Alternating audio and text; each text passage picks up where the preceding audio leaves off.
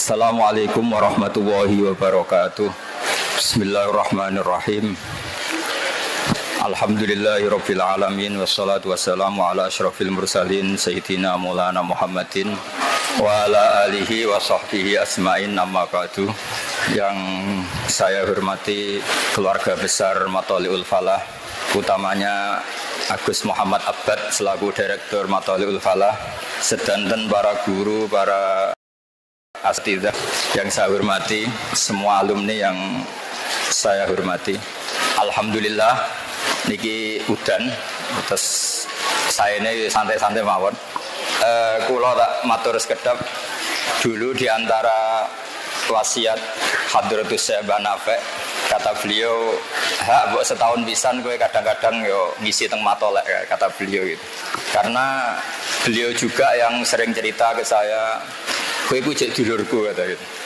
Karena memang saya ini cucu kandung dari buyut saya namanya Hafsah. Hafsah itu orang Gamaran Kudus.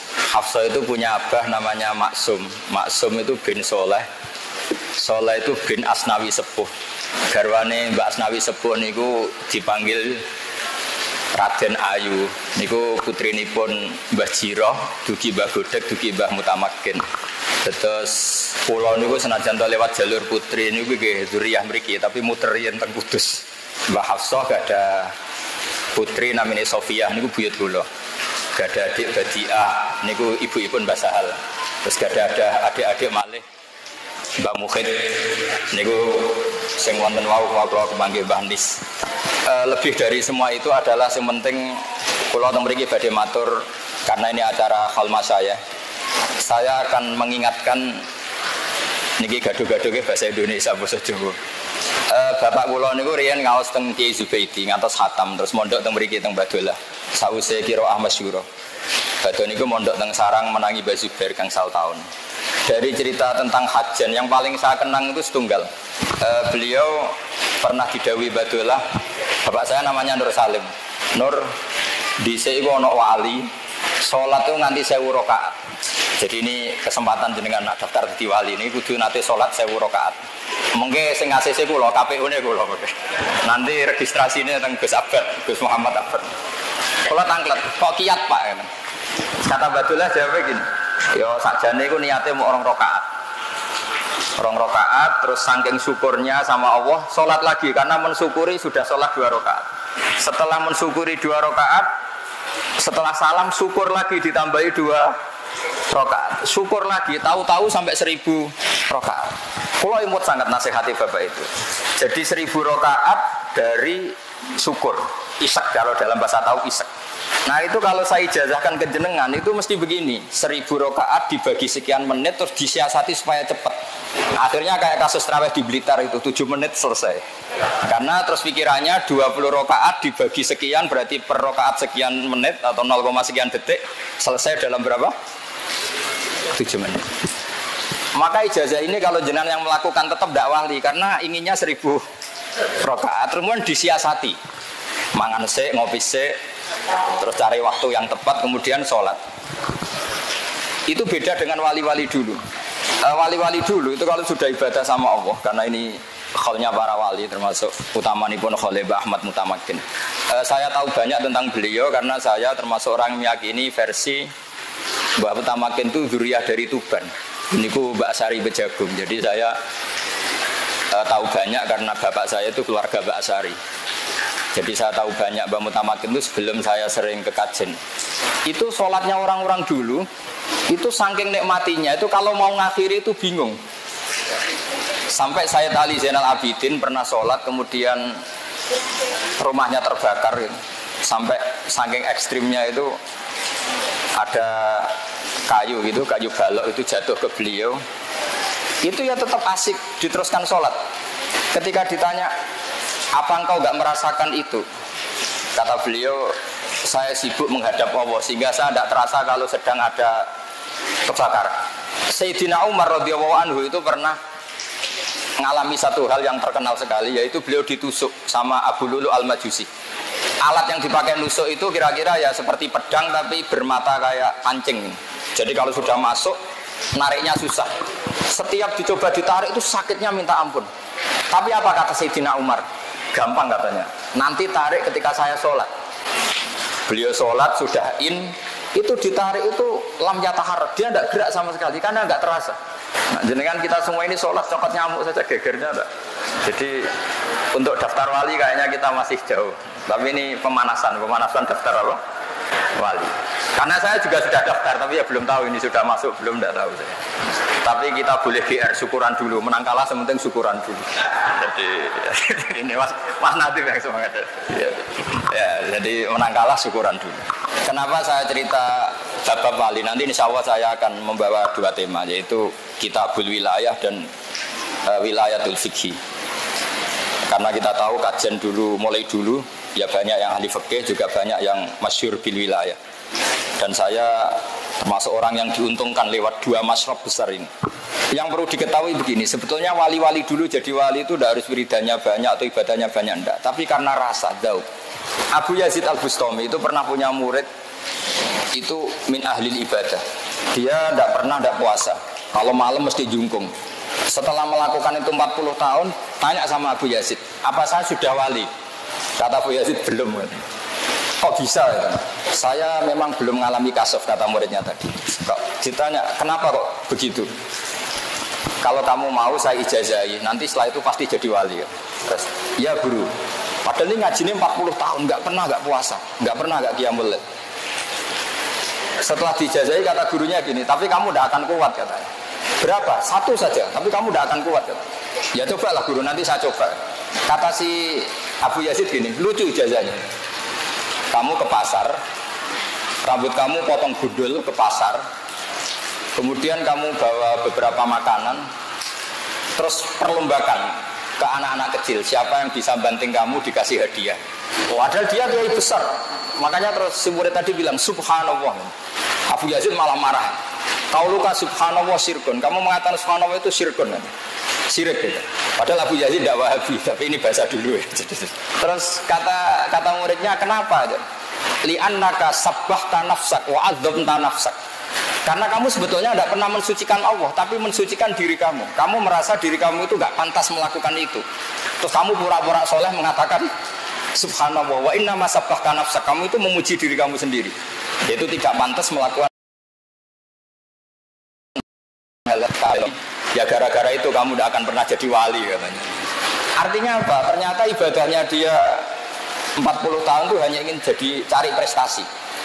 Cari prestasi, ingin jadi wali, ingin jadi orang top. Artinya tidak karena Allah. Makanya ini penting ya. Mungkin ini ilmu yang sudah jarang dibicarakan, tapi kita akan ngomong terus betapa pentingnya ikhlas. Dulu Mbak Maksum Lasem itu dulu juga pernah ngaji di Mbak Maksum Damaran di buyut saya itu. Itu pernah pas pertama ngiyai itu amin wiridan, terus habis sholat wiridan. Terus ditanya sama temannya, Sum, gue disik rata wiridan, tidak saya wiridan. Perkara ini gue isen tuh didelok santri muakan, arah wiridan gak pantas. Terus kata beliau, iya pertama mergo isen, suwe-suwe lali. Lapas lali gue ikhlas. Makanya harus ada gerakan lali. Nah lali gue ikhlas. Makanya saya ini termasuk orang yang anti pidato umum, tapi ada pengecualian 2%, yaitu termasuk kajen sama kudus, karena saya kalah sepuh. Jadi ini korban dibully ini sama Gus Mat sama keluarga kajen. Saya itu diundang pengajian umum jarang mau, termasuk diundang UIN beberapa kali saya juga gak mau. Karena saya memang tadi sudah daftar jadi wali tadi, meskipun saya tidak tahu keterima apa enggak, tapi ini penting. Nah karena saya mulai kecil di sarang, dan fikih saya fikih ala Bazuber, karena sampai sekarang saya juga ngajar mahali sama anak-anak sarang. Saya ingin daftar wali lewat jalur fikih. Nah ini yang perlu saya bicarakan panjang lebar. Ini lebih ringan. Dalam kitab usul fikih yang dikarang Zakaria Al-Ansori namanya Lubul Usul, kemudian disarai Basahal namanya Thariqatul Usul. Itu beliau mengutip Zakaria Al-Ansori, kemudian dibenarkan semua syurah, semua penyarahnya. Jadi wali itu gampang kata beliau. Yaitu ketika hukum fikih itu kan ada 5 kira-kira gitu ya, halal, haram, wajib, sunat, makruh. Makruh itu ikutkan mubah saja. Kata Syekh Zakaria Al-Ansori, beliau cerita begini, sebetulnya mubah itu tidak ada. Mubah itu tidak ada, karena yang dikatakan mubah itu boleh iya, boleh tidak. Jadi dilakukan ya gak dapat pahala, ditinggalkan juga gak mendapat apa? Dosa. Teori itu dikritik oleh beberapa ulama, alasannya ithma min mubahin illa wa yatahaqqaqu bihi tarku haramin ma. Fa'il jamu minasukun tarkul qatli wa minasukut tarkul hibah. Karena tidak ada sesuatu yang mubah kecuali saat itu pasti ada haram yang ditinggalkan. Orang tidur artinya dia tidak zina, tidak maling, tidak korupsi. Orang jagungan, misalnya saya guyon sama Mas Nadif, lumayan daripada dugem di kafe, mendingan jagungan sama Mas Nadif. Meskipun tadi ngomongnya saru-saru kata beliau tadi, katanya, tapi saru cara kiai, tapi gak saru cara orang awam. Sehingga kiai-kiai itu setahu saya tuh ya sering jagungan. Mbah Mun sekenal saya ya jagungan terus. Saya dulu ya eskal. Mbah Mun kalau ketemu Mbah Sal ya guyon, gejol-gejolokan. Ini gak bisa dikatakan omongan yang tidak penting tuh enggak. Karena dari keasikan itu ada sekian haram yang ditinggalkan. Jadi tidak ada sesuatu mubah dilakukan kecuali saat itu pasti meninggalkan keharaman. Terus diteruskan oleh beliau, watarkul haram wajibun. Padahal meninggalkan haram itu wajib. Sehingga melakukan mubah juga wajib. Jadi sebetulnya para kiai, para santri yang sewengi turu rata tahajud, anggap saja melakukan kewajiban. Karena ya nggak ngerasani orang, nggak zina, nggak maling, nggak gosip, nggak bully, nggak weanan maksudnya. Sehingga saya ingin daftar wali yang jalur itu saja. Ya senak waya turu ya turu, nak waya karena niati ninggal barang apa? Haram. Tapi teori itu juga dikritik oleh sarah-sarahnya, sarkun ala sarkin kalau. Masalahnya juga sering melakukan mubah pas itu meninggalkan wajib. Jadi misalnya Mas Nadif rapat ansor di Jakarta, pas istrinya mau melahirkan itu kan melakukan barang mubah meninggalkan apa? Wajib. Wae bojo blonjo sing lanang jek jagongan mbek kanca alumni. Itu berarti melakukan mubah meninggalkan wajib. Tapi apapun itu yang menjadi masalah adalah mubah itu bisa berkategori wajib dan bisa berkategori apa? Haram. Tapi itu menjadi satu ilmu. Karena itu menjadi satu ilmu sehingga ada cerita di kitab Al-Fawaid Al-Mukhtara itu. Abu Yazid Al-Bustami itu saking GR-nya ya, gede rumongso ya, pede sekali kalau dia itu wali papan atas. Terus tanya sama Allah, ya Allah, lalu yang setingkat saya itu siapa kan? Sama Allah ditunjukkan, ini lewat hadis, sama tidak usah tanya caranya gimana, Wahabi udah zaman kalau tanya gitu. Kata Allah, itu loh teman kamu yang tidur itu setingkat kamu makamnya. Abu Yazid protes, kenapa ya Allah? Kowe kakean ibadah itu nganggep aku itu koyok polisi lah. Jadi nak orang ibadah itu kantor rahmatku. Iku ngertiin aku baik-baik saja terus ditinggal turu. Jadi saya ingin daftar yang itu maksudnya makanya ini. Jadi saya ini sudah daftar tapi yang jalur itu aja. Saya kemarin Pilpres itu juga ngaji masif. Saya bilang Ar-Razik itu Allah, Al-Mudabbir itu Allah, yang atur dunia itu Allah. Enggak mungkin dong kita fanatik 01 atau 02, tetap yang ngatur dunia itu Allah. Kamu fanatik kan karena kalau dipegang ini nanti dunia jadi gini, dipegang ini begini. Mana ada makhluk punya pengaruh sebesar itu? Kayak rata ngaji tauhid gitu. Jadi menurut saya ya sudah biasa saja. Atas nama prosedur negara, prosedur demokrasi ya kita milih salah satu. Tapi tidak usah iman-iman banget. Iman ya sama Allah Subhanahu wa ta'ala. Ini penting saya utarakan, ternyata di dunia wali saya punya kitab namanya Khilyatul Auliya. Itu kitab kesayangan Imam Ghazali. Dikarang oleh Abu Nu'aim Al-Asfihani.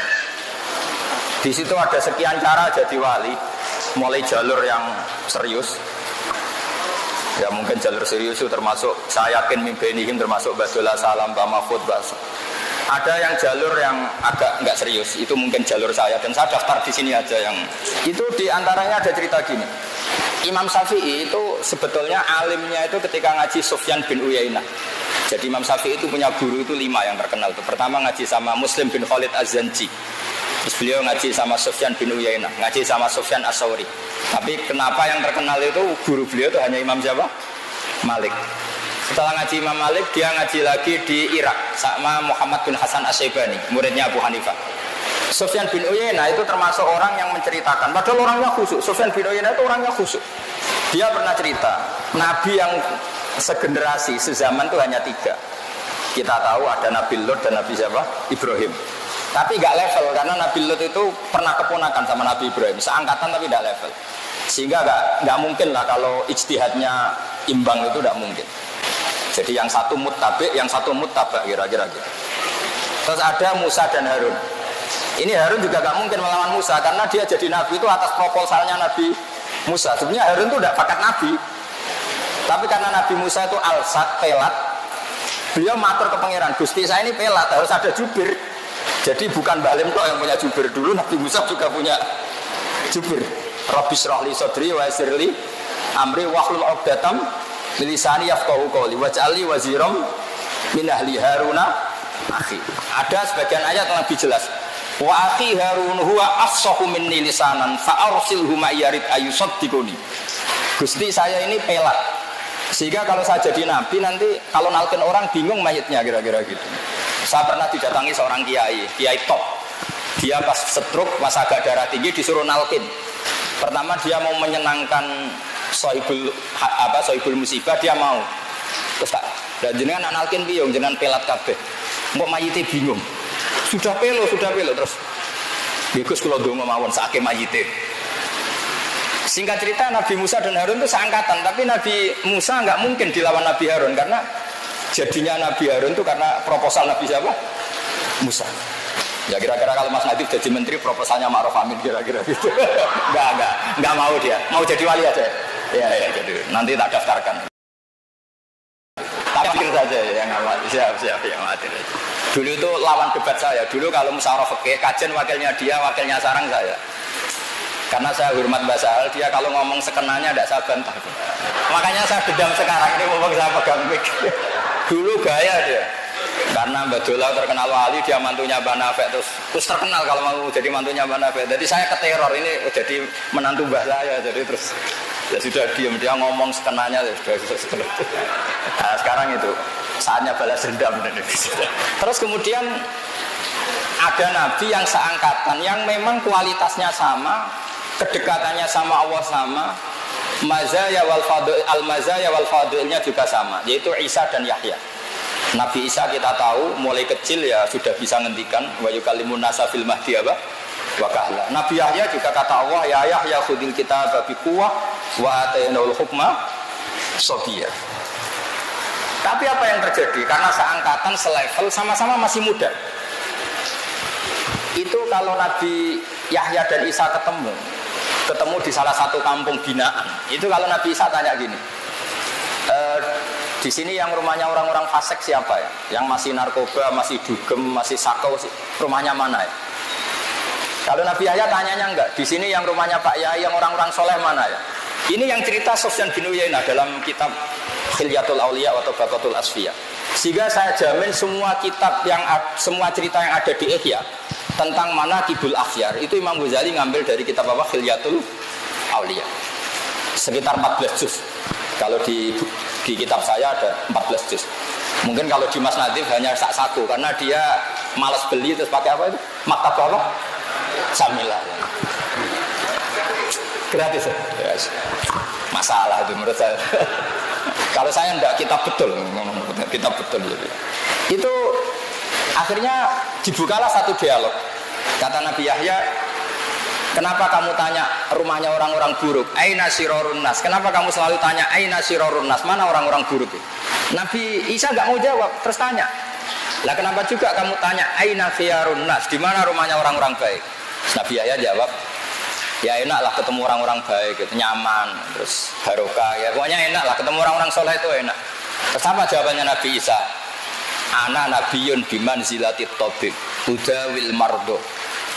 Jenenge nabi kayak dokter nggon golek daerah endemik penyakit. Dokter kok golek wong waras apa-apanan gitu. Ya kira-kira seperti itu.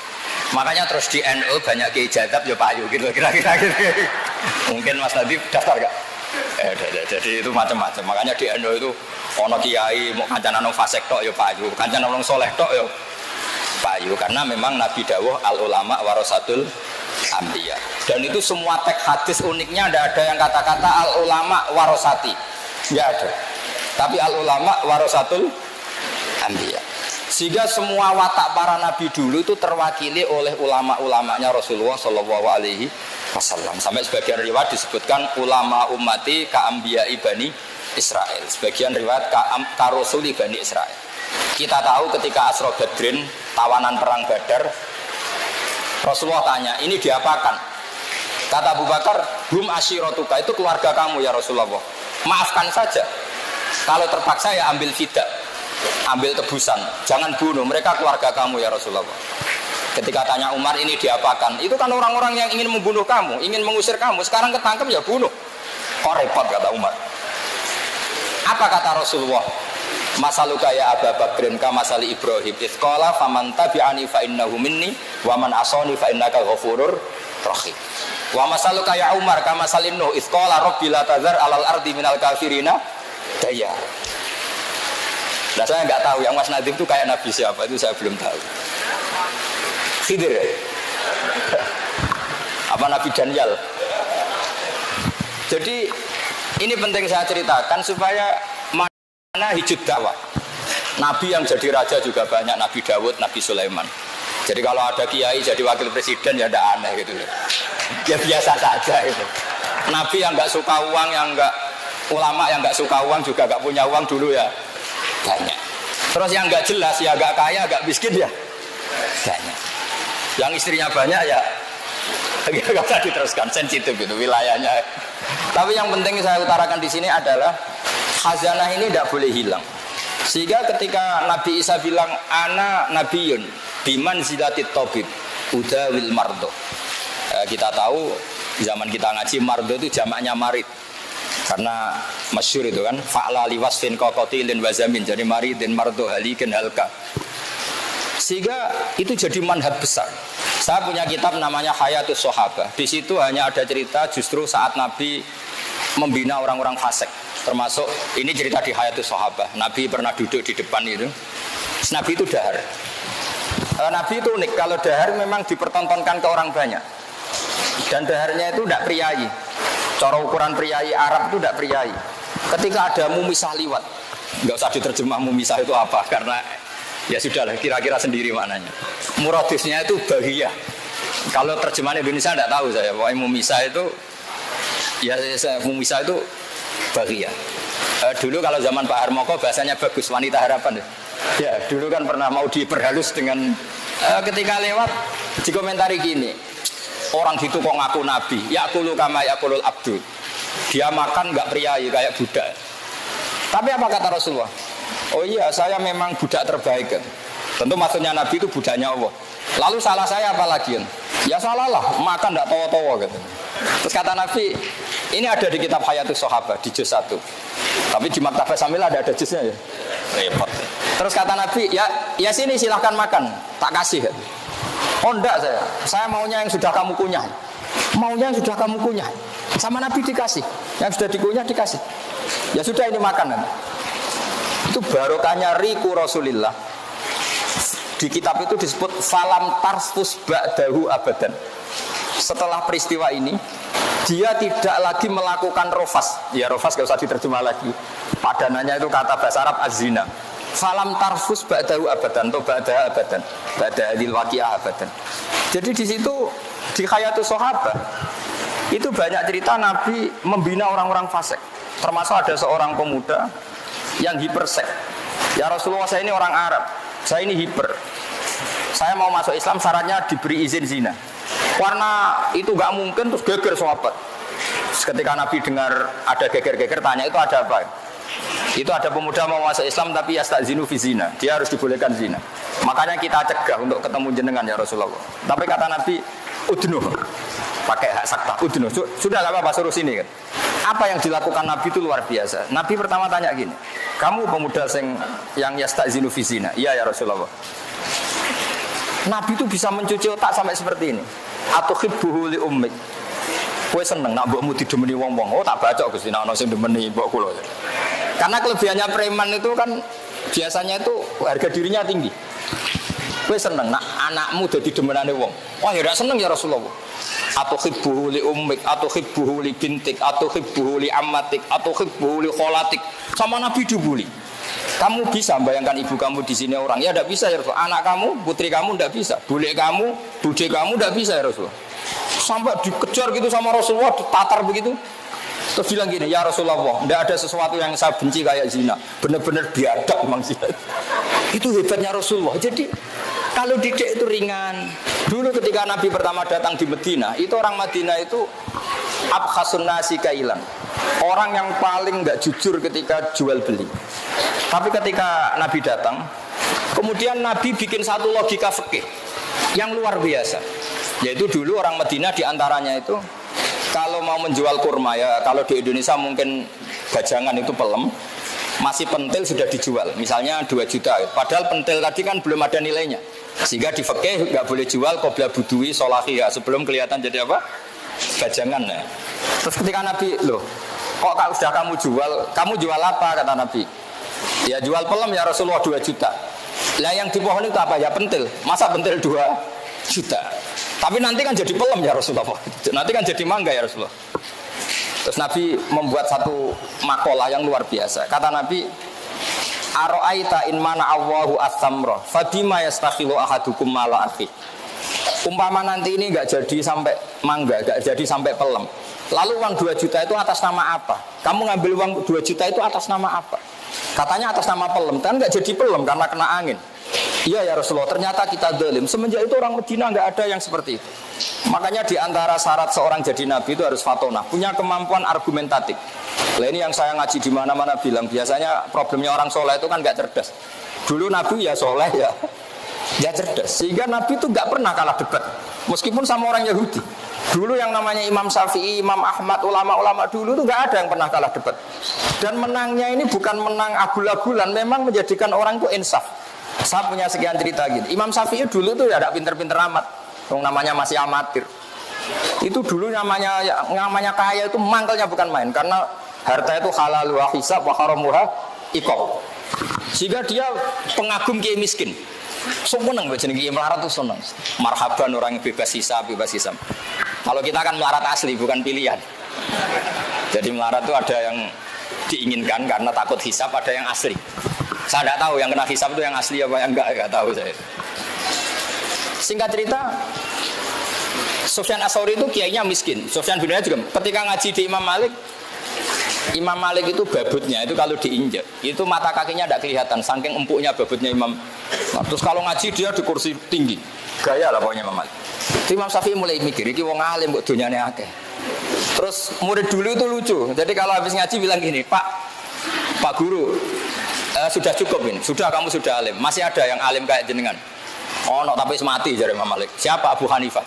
Lalu saya gimana? Kamu temui muridnya yang alimnya setingkat Abu Hanifah, namanya Muhammad bin Hasan Asy-Syaibani. Lalu saya berangkat kapan? Besok kata Imam Malik. Diajak digandeng ke mana itu makamnya Nabi itu yang dekat makam sahabat itu ke Baki. Dulu Baki itu pasar rental. Dulu ya ada rental tapi rental onta. Imam Malik umumkan, mana kafilah yang mau ke Irak? Mau saya sewa? Saya Imam Malik. Itu dikasih uang sama Imam Malik. Dikasih uang, dikasih bekal.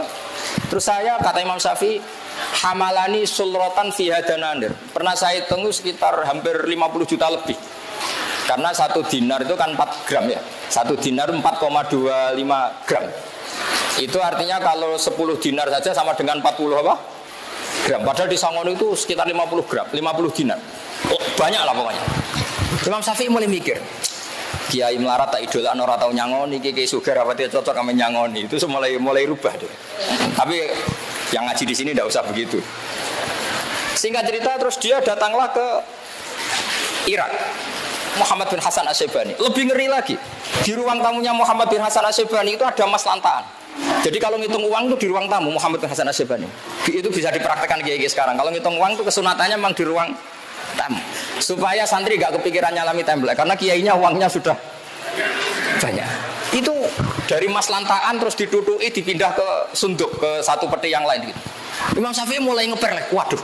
Saya melihat kayaknya Imam Malik sudah aneh, ini lebih aneh lagi ya. Terus kata Muhammad bin Hasan Asy-Syaibani karena dia ahli usul fikih, pakar usul fikih. Dan nanti ini menjadi awal cerita kenapa Imam Syafi'i jadi ahli apa? Usul fikih. Makanya beliau menanti ngendikan an-nasu fil fiqhi ya'lun ala Abi Hanifah. Semua orang yang ngaji kitab saya berarti utang jasa sama Abu Hanifah karena dia pertama ngaji usul fikih itu gara-gara mazhabnya Muhammad bin Hasan apa? Asy-Syaibani sahibu Abi Hanifah. Imam Malik itu anti usul fikih karena dia ahli hadis. Ya, wah ini provokator ini. Berarti Wahabi itu Maliki. Oh, ya, itu terserah dengan iman apa enggak. Yang jelas gak wajib iman. Setelah Imam Syafi'i takjub, kata Muhammad bin Hasan al-Syaibani, karena beliau senior ya tenang saja. Kenapa ya Fata? Manggilnya masih, kenapa ya Fata? Ya heran saja, kiai kok kaya. Orang alim kok kaya. Kamu heran? Iya. Ya sudah, tak kasihkan orang fasik. Ganti gue demenan, gue tombok. Ampun, nak digo fasik, digo zino, digo tombok. Ya ana tak kena wong sing ra jelas-jelas, digo alat ra jelas. Ampun, kiai mawon sing gadah.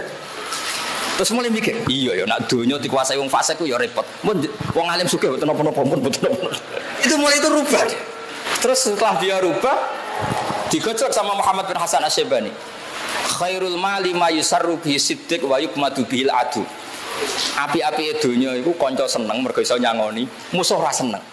Imam Syafi'i mulai mikir, iya. Di antara alamatnya wong bener walau karihal kafirun walau karihal musyrikun. Kira-kira wong kafir itu seneng kiai sugih apa kiai melarat? Enggak kira-kira. Kira-kira wong kafir itu seneng kiai jabat apa sing ora jabat? Iku Mas Adib. Kira-kira wong kafir itu seneng kiai sing dipengaruh apa sing ora dipengaruh? Semenjak itu Imam Syafi'i mikir, iya. Nak wong Islam duwe syauka, wong kafir gak seneng. Nak wong Islam dipengaruh, wong kafir gak seneng.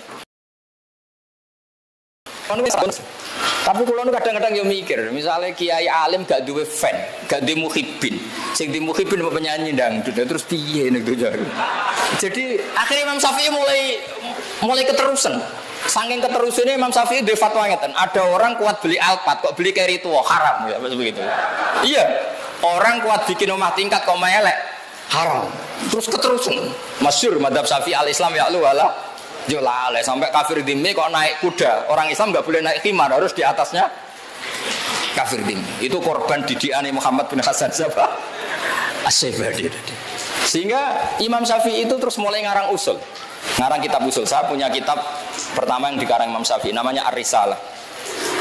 Saya punya kitab Al-Um. Semenjak itu Imam Syafi'i itu jadi Al-Usuli. Kemudian keahlian beliau diwarisi Imam Ghazali. Setelah itu jauh beliau ngarang Al-Mustashwa. Terus di Raza Karel Ansori dikaranglah kitab Lubul Usul. Itu diantara yang disarai bahasa ahli Thoriqatul Usul itu. Disarai Mbah Mahfud Nailul Ma'mul tadi. Terus era macam-macam. Sampai sekarang kalau di Mesir siapa? Wahab yang ahli siapa? Khalaf itu. Yang ahli usul fikih Wahab Zuhairi siapa itu? Wahab Khalaf siapa? Iya. Zahra Abu Zahra dan sebagainya. Nah, makanya di Matola ini luar biasa menurut saya. Didikan wali ya jalan, karena wali itu penting. Karena kalau tidak ada wali terlalu usuli, orang liberal itu ya korban apa? Usuli. Tapi orang tidak bisa usul fikih udah digobloknya ora karu-karuan. Sehingga ada cerita santri sering naboi bojone. Naboi itu memukul pakai tangan, itu bahasa Jawa apa? Naboi. Secara definisi naboi itu mukul pakai tangan. Istrinya lapor sama Pak Yai, alumni jenengan itu keras sama saya, sering naboi saya. Terus dipanggil, alumni, kamu jangan pernah naboi istri kamu. Selang sekian bulan istrinya lapor, sekarang nyadui Pak Yai. Karena santrinya nggak ngerti usul fikih, yang diharamkan guru saya kan naboi, kalau nyadui kan enggak. Nah, ini korban nas, itu Wahabi nanti korban apa? Tekstual itu, tekstual. Tanpa ada ilmu usul fikih itu tidak bisa. Makanya harus dirunut. Naboi, illatul hukmi itu apa? Idza. Oh, nak idza berarti yuqasu alaihi nyadui, ngidoni. Termasuk yuqasu alaihi gak ngrumat. Itu ya lara tenan, wong melarat itu ya lara tenan. Nah, sehingga apa yang terjadi begini? Ini senam usul fikih. Sebagai bentuk penghormatan saya sama Mbah Sahal. Ini ada seorang Arabi datang ke Rasulullah, ya Rasulullah ahlaktu. Qala wa ma ahlakaka qal waqtu imraati fi nahari Ramadan. Kata Nabi, ya sudah atik rokobatan, wah saya tidak mampu. Sum syahra ini mutatabian, saya tidak mampu. Ya atim sitina miskinan macam-macam. Ya Rasulullah saya ini kecelakaan. Kecelakaan apa? Saya bergaul intim sama istri saya fi nahari Ramadan. Terus kata Nabi, ya sudah kamu harus bayar kafaroh, yaitu merdekakan budak atau puasa 2 bulan berturut-turut. Terus kata pemuda tadi, ya Rasulullah puasa 2 bulan, kemarin baru 5 hari aja kecelakaan gitu, kepala disuruh puasa berapa? 2 bulan. Nah ini problem usul fikihnya begini. Ada ulama yang mengatakan hukuman seperti itu hanya diberikan pada orang yang menjima istrinya fi nahari Ramadan. Itu juga satu pendapat yang bisa salah bisa benar karena masalah ijtihadiyah. Tapi banyak ulama, uniknya yang pendapat ini Imam Malik, orang yang anti usul fikih. Kata Imam Malik, misalnya jam 9 ya, kalau saya atau Mas Nadir terus mangan mie. Kenapa mangan mie? Kepengen naik. Itu cara Imam Malik hukumannya sama dengan jima istrinya fina hari Ramadan karena sama-sama hakku hormati Ramadan min ghairi udhrin syar'iyyin. Karena sama-sama melecehkan Ramadan tanpa udzur syar'i. Sehingga lo jima itu tidak zina loh, perlu dicatat. Jima istrinya itu zina apa enggak? Enggak kan? Berarti statusnya apa? Mubah kan?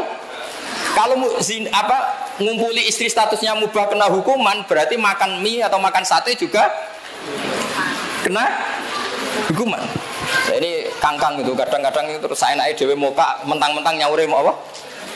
Sedino. Itu salah besar, itu bahaya itu. Cara madzhab Maliki. Alhamdulillah kita madzhab Syafi'i. Jadi uniknya ulama itu gitu.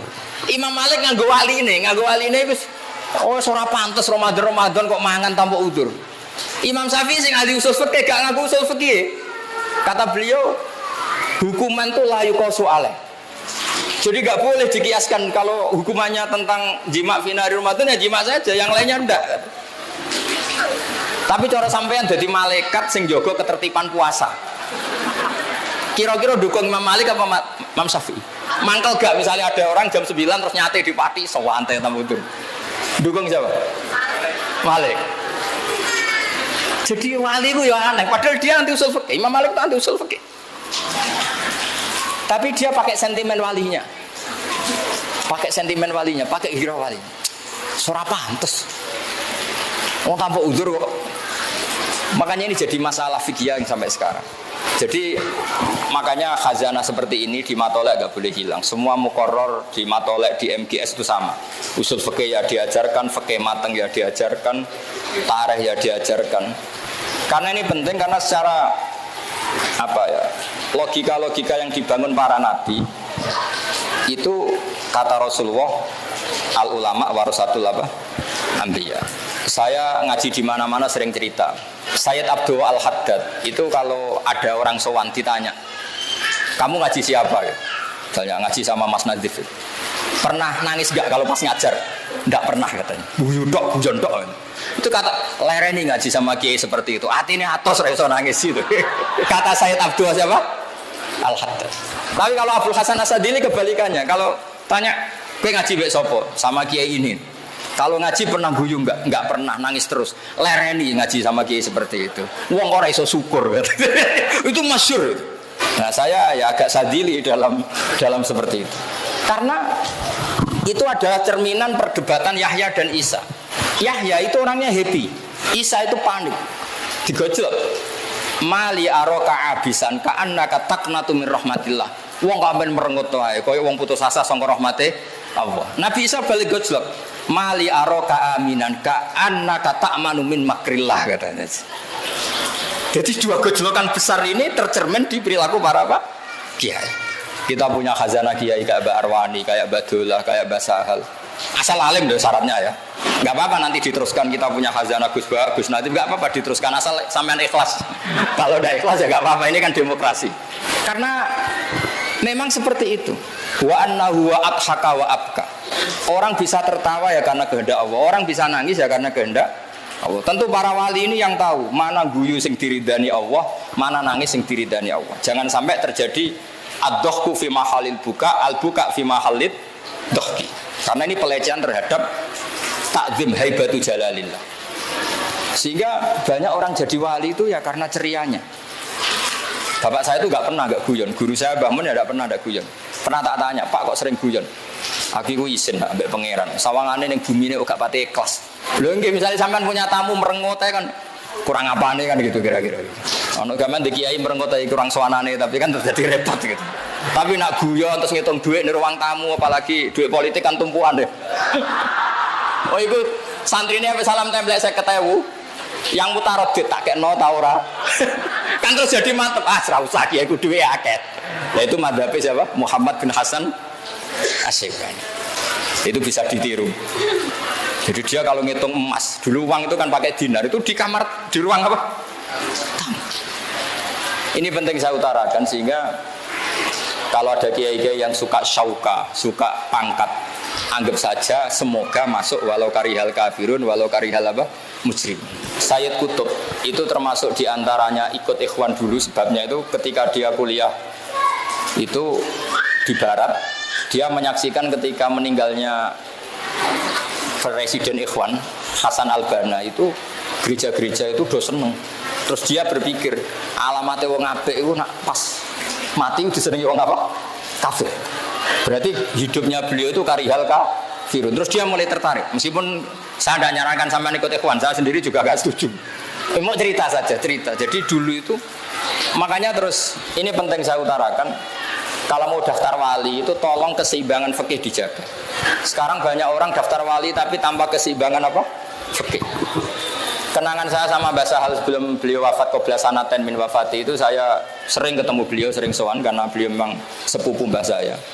Pernah bilang gini sama saya, "Hak, umpama pantes pondok-pondok itu tak sertifikat." Ini kata beliau. Kok sakit, Mbah? Angger pondok-pondok sing kene gondrong ra iso ngaji jare diulang kali Joko yo NU. Terus terkenal wali sing mulang langsung kali Jogo duwe unta kusuma yo NU. Engko kadang yo rapati salat iku ya afiliasine NU. Ape tak sertifikat. Angger gak mulang takrib ora kiai kata beliau gitu. Aku bilang gini loh, jenengan kan Rais Am kan tinggal bikin pelaturan. Aku kiai ra pantes kata beliau gitu. Artinya gini, resiko tradisi NU itu kan macam-macam. Kata Mbak Mun gini, kalau kata Mbak Mun lebih ekstrim lagi. Wali ku ra iso ngaji ora. Wali ngono-ngono iku ra iso ngaji. Dadi nak bodoni konangan. Ini kata Mbah Mun. Kok saged ya? Lah iya. Jumatan ning Indonesia setengah siji ditakoki, "Mbah kok ora Jumatan?" Aku wis Jumatan ning Mekah. Ada kata wis. Jumatan ning Mekah. Lah setengah siji ning Mekah jek setengah 10. Sudah sejak turu. Jadi ku wali amatir, bodoni tapi ra ilmiah. Lah iya setengah siji bar Jumatan takoki, "Mbah kok mboten Jumatan, Mbah?" Aku wis Jumatan ning Mekah, dong. Kata-katanya wis. Kira-kira setengah siji di Mekah jam berapa? Setengah 8 ya? Iku sudah sejak ngantuk. Tapi dia bilang wis. Mestinya nak waline rada pelajar win. Ora cong engko aku Jumatan ning Mekah rada maju iku. Tapi wis kadung keliru munine wis. Mungkin enggak setengah 1 wis Jumatan ning Mekah? Enggak mungkin kan karena belum masuk waktu apa? Jumat. Karena kita terpaut berapa? 4 jam. Makanya ini penting saya utarakan sehingga tradisi hajen karena dulu ya mas saya kajen banyak yang ngaji di sarang, juga beberapa mas saya sarang ngaji di kajen karena mulai dulu adat kiai itu silang-silang. Makanya ini harus kita jaga, fikih ya kita jaga, ilmu wali ya kita jaga. Nah, nasihat kedua dari Badola yang dikenang bapak itu begini, Nur, jadi wong pilihannya mau loro tok. Jadi wali itu sering ngurungokno radio. Zaman itu memang informasi itu radio. Artinya nak rawali kudu banyak apa informasi. Nak wali kan nganggo insting. Karena pakai kasufnya tadi. Makanya figur Imam Malik dan Imam Syafi'i ini jadi figur yang unik. Imam Syafi'i itu usuli. Tapi kadang lebih usuli Imam Malik. Kayak tadi masalah hadku hormati Ramadan. Sampai nggak bisa bilang gini, wajar Gus dihukum seperti itu karena jima. Jima itu seru, maka hukumannya berat. Loh ini jima istrinya statusnya akan mubah. Mubah apa enggak? Mubah, bahkan bisa saja sunat. Bisa saja wajib kalau kamu takut zina. Kalau mubah kena hukuman berarti makan fina hari Ramadan yang min ghairi udhrin syar'iyyin juga harus kena hukuman. Jadi memang mazhab itu unik. Sehingga kita harus bangga dengan madzhabul arba'ah. Dulu saya pernah ditanya, Gus kalau orang-orang kampung pakai batu bata, materinya dari najis gimana? Ya gak apa-apa kata saya. Itu di MUIN dikritik sampai gak boleh dipakai karena ma'jun bisirjin, kena teletong. Tapi cara Abu Hanifah madzhabnya lucu. Abu Hanifah itu alatut tohara itu 3, alma wa turab wan nar. Alma wa turab wan nar. Tapi jangan wudu pakai api, nanti beridas kabeh. Alasannya Abu Hanifah, fa inna wa ta'ala tahharul mu'minin al-usad. Orang-orang mukmin yang dosa-dosa itu disucikan oleh Allah lewat neraka. Berarti neraka itu al-mutahhirah, an-nar itu.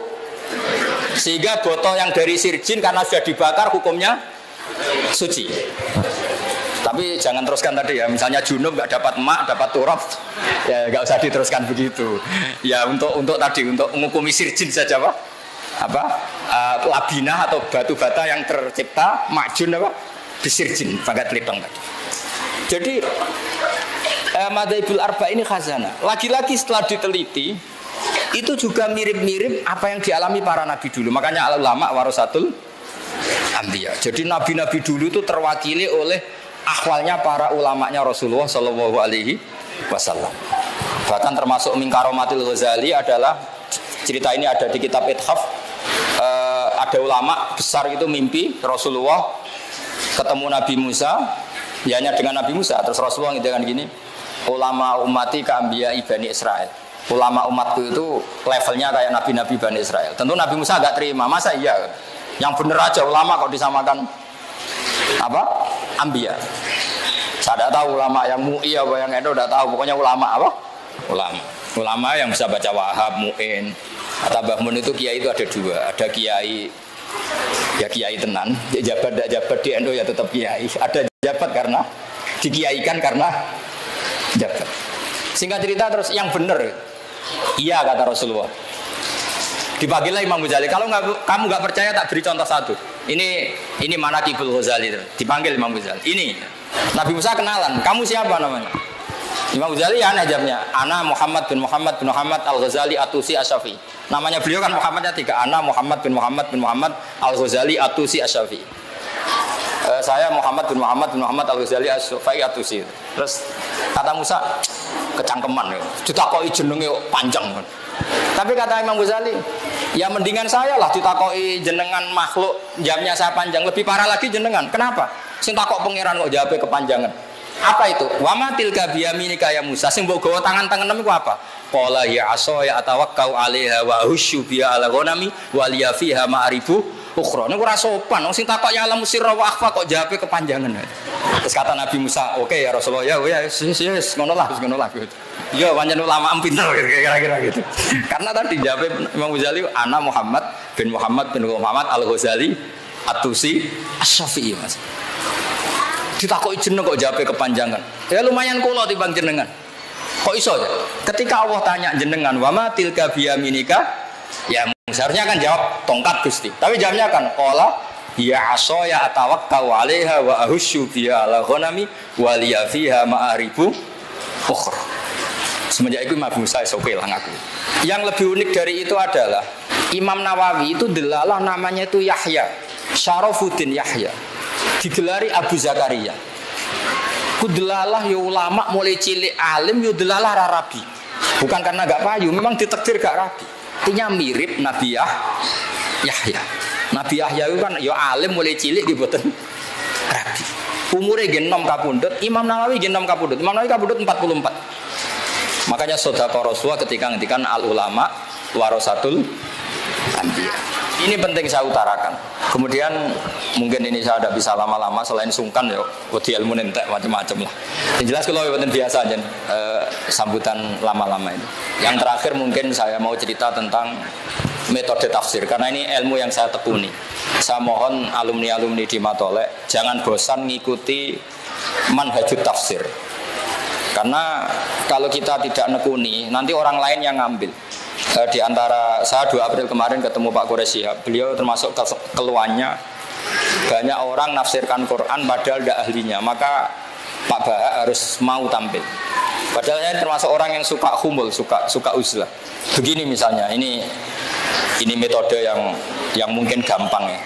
Paling gampang menafsirkan Quran selain pakai perangkat tafsir Jalalain, tafsir Munir dan beberapa tafsir sing mudawan kayak Tobari, kayak Qurtubi. Pakailah tafsir ala wali. Wali itu kalau nafsiri Quran itu unik Mas Nadif. Jadi kalau saya kan mulai kecil ya belajar, tapi pakai tafsir formal. Kalau wali itu lucu, kalau nafsirkan ayat itu lucu. Jadi misalnya gini, misalnya innama amwalukum wa auladukum fitnah gitu misalnya. Hartamu dan anak-anak kamu itu fitnah. Terus nangis ya Allah nastaziduhu minna. Wong fitnah kok tak tambahi. Artinya nangis itu wong donya aku fitnah kok aku nambahi donya terus, berarti nambahi fitnah. Terus ada wali yang lain lagi marat, maca ayat wa anfiqu mimma razaqnakum, nangis dia. Ya Allah cek melarati aku jenengan perintah anfiqu kula kok yunfaku kira-kira gitu. Jadi wali itu lucu. Jadi kalau dia baca Quran itu unik.